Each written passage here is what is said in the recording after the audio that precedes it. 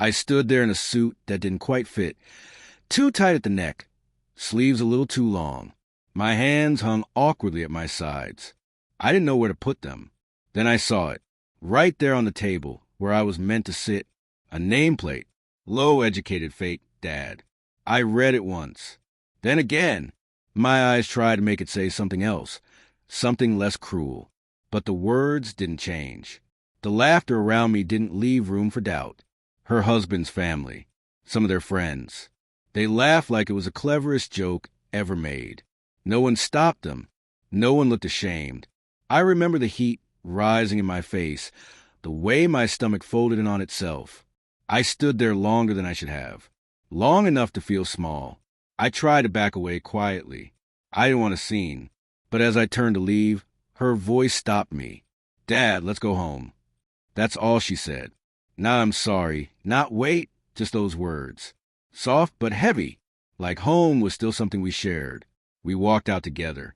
No words, just the sound of my shoes against a marble floor. Each step felt like an apology I didn't know how to say.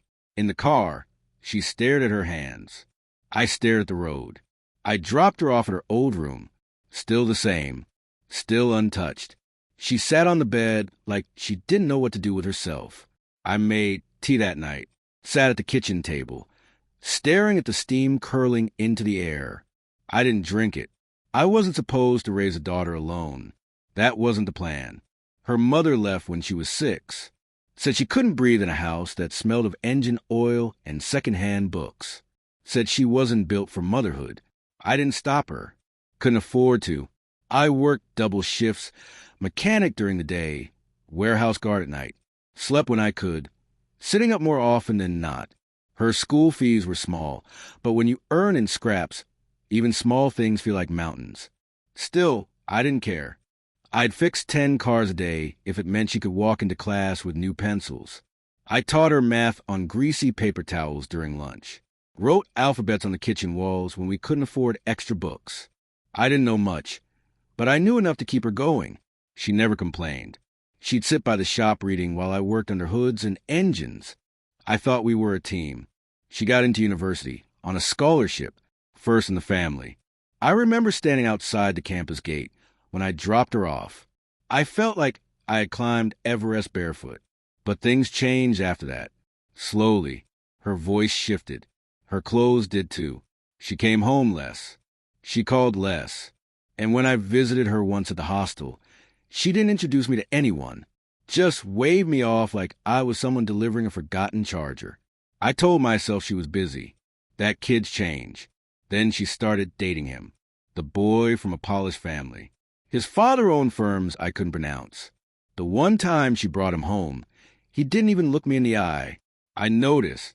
She didn't. When she told me she was getting married, I kept everything folded inside. Smiled, nodded, promised I'd be there.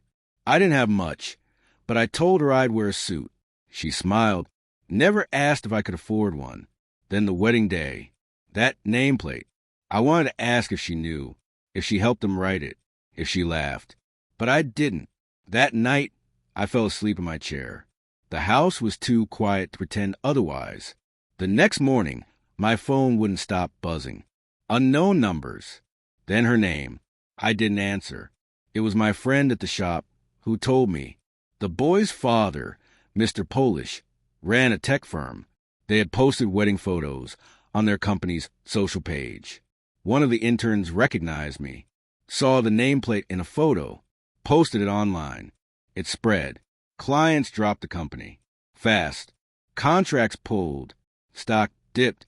Nobody wanted to be linked to a man who mocked a single father for raising a child on his own.